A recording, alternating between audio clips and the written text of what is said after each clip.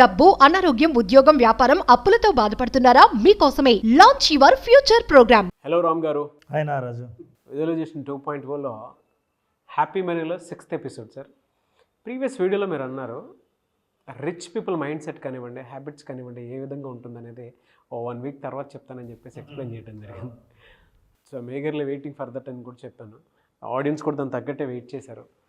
ఈ వీడియోలో ఏ అలవాట్లు ఏ మనిషిని ఏ వెల్తీ మైండ్ సెట్కి తీసుకువెళ్తుంది అంటారు? నారాజు, నువ్వు అడిగిన క్వశ్చన్లో నాకు ఒక పాయింట్ నచ్చింది. వెల్తీ మైండ్ సెట్కు దారి తీసేది ఏంటి అని.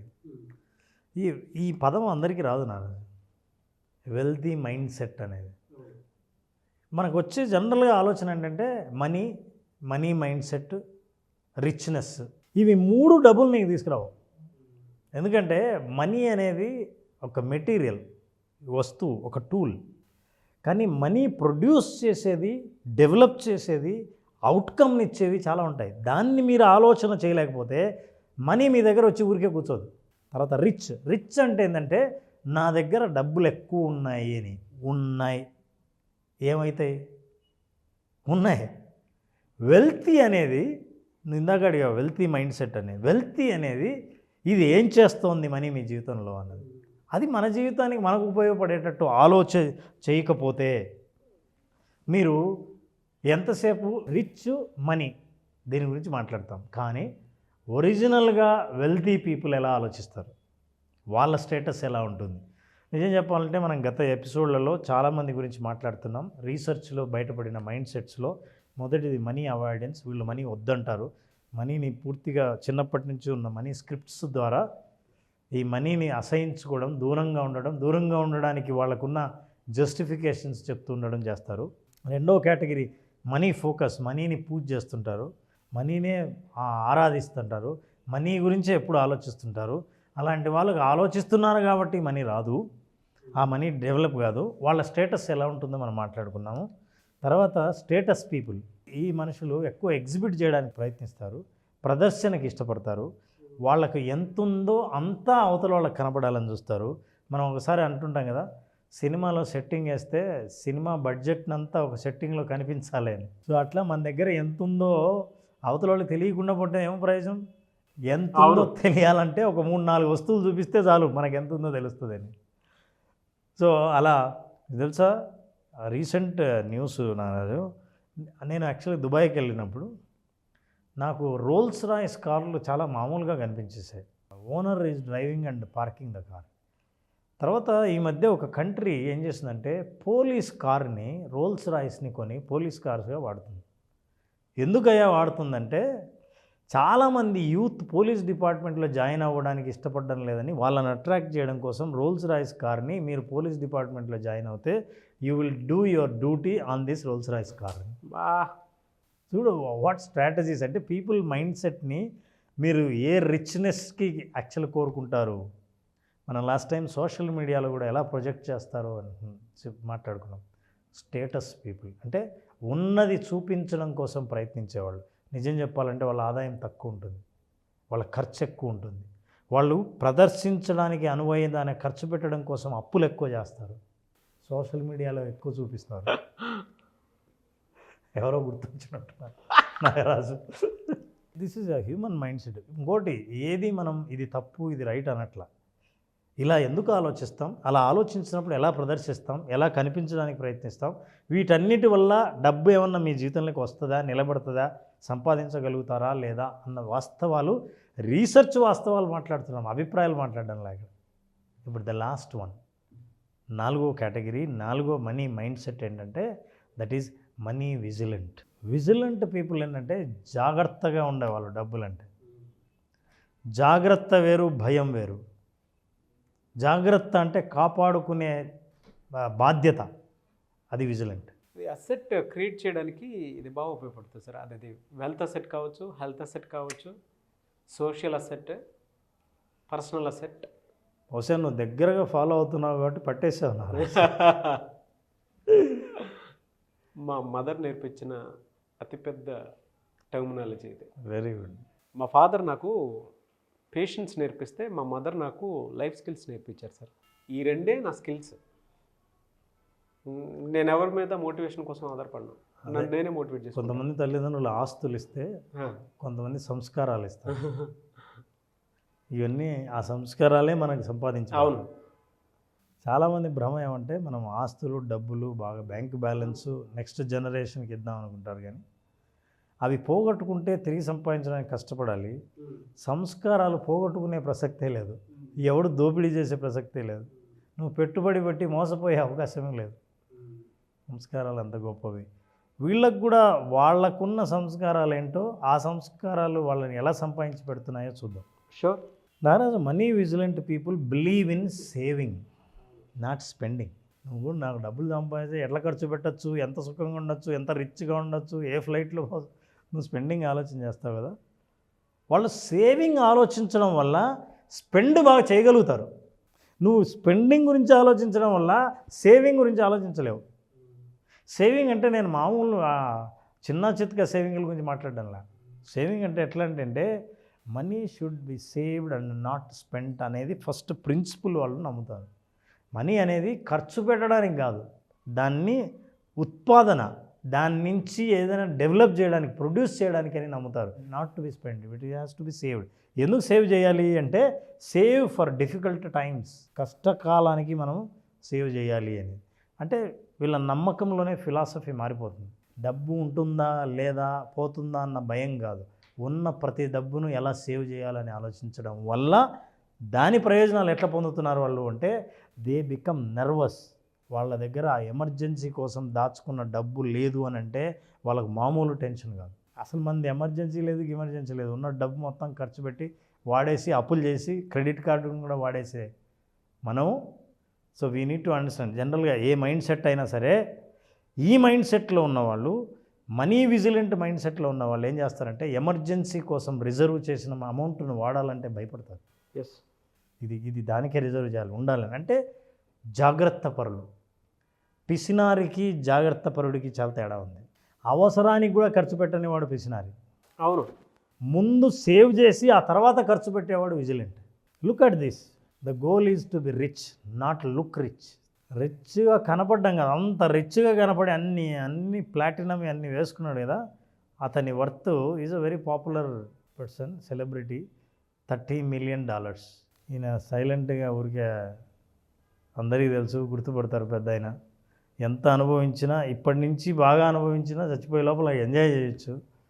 He believed in we need to save money, invest money అని. Net worth $83 billion. You don't believe, భారతదేశంలో $1 billion కంపెనీ అంటే అది చాలామంది ఆ కంపెనీ గురించి మాట్లాడుకుంటారు.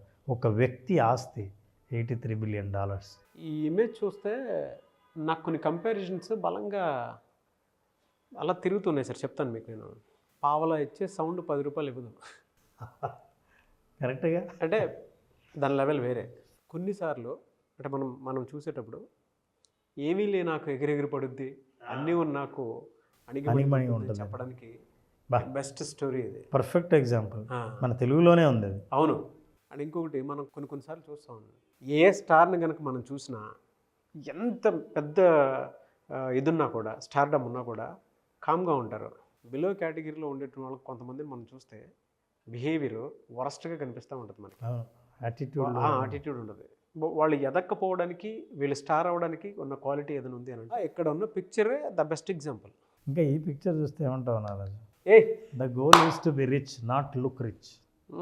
ఆయన టీ షర్టు ప్యాంట్ మామూలుగా వేసుకున్నాడు, ఆయన ఏమో జీన్స్ ప్యాంటు, అది స్టాండర్డ్గా స్టీవ్ జాబ్స్ వేసుకునేది. See now how he is. వాళ్ళు ఎక్కడన్నా రిచ్గా కనిపించే ప్రయత్నం చేస్తున్నారా? చెయ్యరు. ఆలోచనలలో రిచ్నెస్ ఉంటుంది, వాల్యుయేషన్ ఉంటుంది సార్. అసలు నాకు కనపడకపోతే నన్ను ఏమనుకుంటారో అనే అంత లో కాన్ఫిడెన్స్ ఉన్న మనుషులు కాదు. యాక్చువల్గా మీరు వెల్తీ పీపుల్ అంటే, రిచ్ పీపుల్ అంటే రిచ్గా కనపడే వాళ్ళు కాదు. ఎందుకంటే ఇంకోటి తెలుసా, రిచ్ వాళ్ళకి అసలు రిచ్గా కనపడేంత టైం ఉండదు. అవును. నేను ఎట్లా చూపించాలా అనేంత టైం ఉండదు. వాళ్ళు యాక్చువల్గా they spend more money on to look like simple person. ఎంత సింపుల్గా ఉండాలో అంత సింపుల్గా ఉండడం చాలా కష్టం. అందుకే వాళ్ళు ఏమంటారంటే లక్ష్యం రిచ్గా కనపడడం కాదు, రిచ్ అవ్వడం. ఆ రిచ్ థాట్లోనే ఒక వాల్యుయేషన్ ఉంటుంది, ఎంపతి ఉంటుంది సార్ అసలు. ఆ థాట్, ఆ రిచ్నెస్ అన్నది ఒక డబ్బు గురించే కాదు. ఏ ఆలోచన చేసినా రిచ్గానే ఆలోచన చేస్తాం. అవును 10 మందికి సాయం, 10 ఎందుకంటే 1000 మందికి సాయం చేద్దాం అంటారు. అవునవును. అందులో రిచ్ అబండెన్స్ ఉంటుంది, వెల్త్ ఉంటుంది. కొంతమంది రిచ్ పీపుల్లో మనం చూస్తే మనీ ఒకటే కనిపిస్తుంది. అంటే వాళ్ళు ఎప్పుడు సక్సెస్ఫుల్ పీపుల్ అని చెప్పేసి, అంటే నేను బిజినెస్ మ్యాన్ అని ట్యాగ్ వేసుకుంటారు కానీ మైండ్ ఉంటుంది కానీ హార్ట్ ఉండదు. అందుకే నారాజు, నేను మన ప్రేక్షకులకి ఈ వాస్తవాన్ని కనుక మీరు ఒప్పుకుంటే, రిచ్గా కనపడడం కాదు, రిచ్గా అవ్వడం చాలా ముఖ్యం అని మీరు నమ్మితే ఎస్ అని టైప్ చేయండి. That's why I said type yes if you agree that this is right. Fantastic sir. నాకు ఈ పిక్చర్స్లో చాలా విషయాలు గుర్తొచ్చాయి. ఈవెన్ నేను రెగ్యులర్గా నన్ను నేను మోటివేట్ చేసుకోవడానికి కూడా నన్ను నేనే కొన్నిసార్లు చూసుకుంటూ ఉండాలి. అంత అవసరం లేదు మనకి. మన మైండ్లో కంటెంట్ స్టైల్ బాగుందా, కంటెంట్ బాగుందా, స్ట్రక్చర్ బాగుందా అని చూస్తే నేను వేసుకున్న ఆహార్యం మీద కానీ దేని మీద కానీ ఫోకస్ ఉండదు. కంటెంట్ మాట్లాడితే చాలు, ఆటోమేటిక్గా మనం ఎక్కువ రోజులు గుర్తుంటానే ఇది వస్తూ ఉంటుంది. మనీ యొక్క పర్పస్ కనుక మైండ్లో ఉంటే నువ్వు రిచ్గా ఆలోచిస్తావు.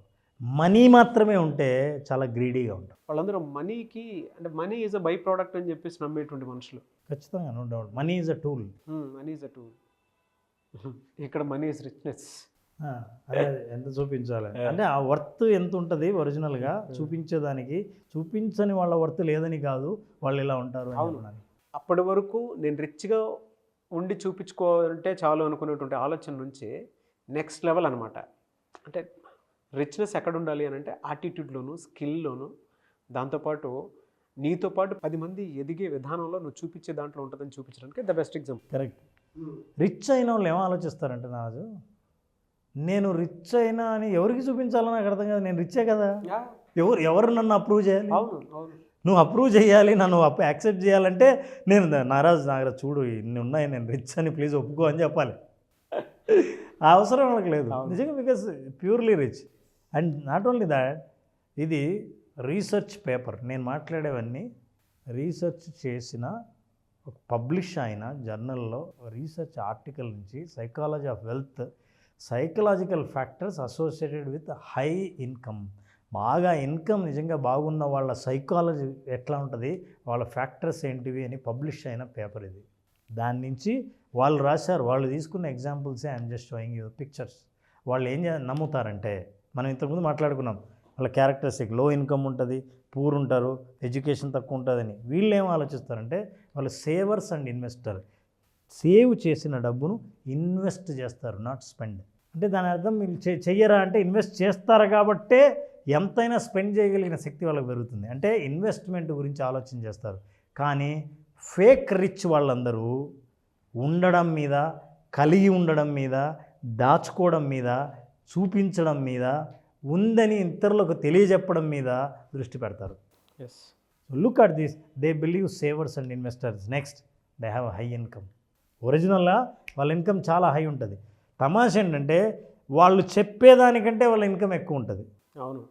కానీ మిగతా మైండ్ సెట్స్ మనం చూసినప్పుడు వాళ్ళు చెప్పిన దానికంటే తక్కువ ఇన్కమ్ ఉంటుంది.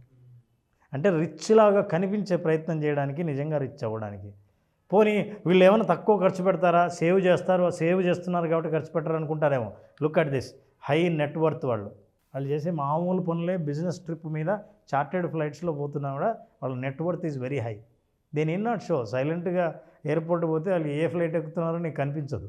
True sir. So net worth is very high for them.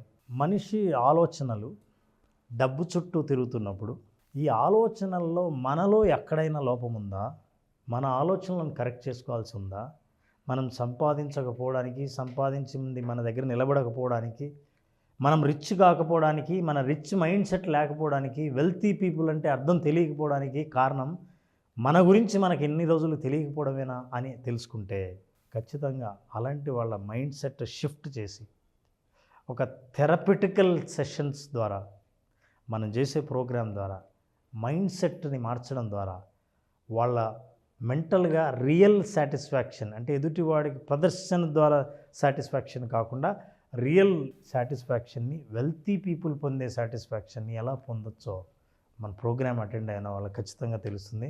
ఇది కంప్లీట్గా విజువలైజేషన్ 2.0 హ్యాపీ మనీని క్రియేట్ ఎట్లా చేస్తారో వాళ్ళందరూ హ్యాపీనెస్ గురించి మాట్లాడగలిగే స్థితి తీసుకురాగలం ఈ ప్రోగ్రాం ద్వారా. ఈ ప్రోగ్రాంలో టాప్ సీఈఓస్ ఎవరైతే ఉంటారో వాళ్ళకి ఈ ప్రోగ్రామ్ అక్కడి వరకు వెళ్ళాలని, అండ్ ఎంటర్ప్రెన్యూర్స్ ఉంటారు, ఒక స్ట్రక్చర్ తెలియనటువంటి వాళ్ళు ఉంటారు బిజినెస్లో. హ్యాపీ మనీని ఎలా క్రియేట్ చేయాలి, అంటే వెల్త్ క్రియేషన్ ఎలా అవుతుంది చెప్పడానికి బాగా ఉపయోగపడేటువంటి ది బెస్ట్ ప్రోగ్రామ్. తెలుగులో మనకి ఎక్కడా దొరకచ్చు ఇది. నేను రెగ్యులర్ కంటెంట్ మీద వర్క్ చేసి మనిషి, నాకు ఒక క్లారిటీ ఉంటుంది దాని మీద కాబట్టి చెప్తున్నాను. ప్యూర్ డీప్ నాలెడ్జ్ అండి ఇది. Thank you so much Ram sir. Thank you Naraj. మన ప్రేక్షకులకి ఎవరికైనా ఇంతవరకు మనం చేసిన విజువలైజేషన్ నుంచి ఎవరైతే ఆర్థిక స్వేచ్ఛను కోరుకుంటున్నారో, ఆర్థికంగా నా దగ్గర డబ్బు ఎందుకు నిలబడడం లేదు, డబ్బు గురించి ఆలోచిస్తే చాలు ఆందోళన ఎందుకు పెరుగుతోంది, ఇట్లాంటి ఆందోళన నుంచి బయటపడాలంటే నా సైకాలజీ, నా పరిస్థితుల్ని ఎంతవరకు మారుస్తుందో తెలుసుకోవాలంటే విజువలైజేషన్ జూన్ 10th స్టార్ట్ చేసే విజువలైజేషన్లో అటెండ్ అవ్వాల్సిందే.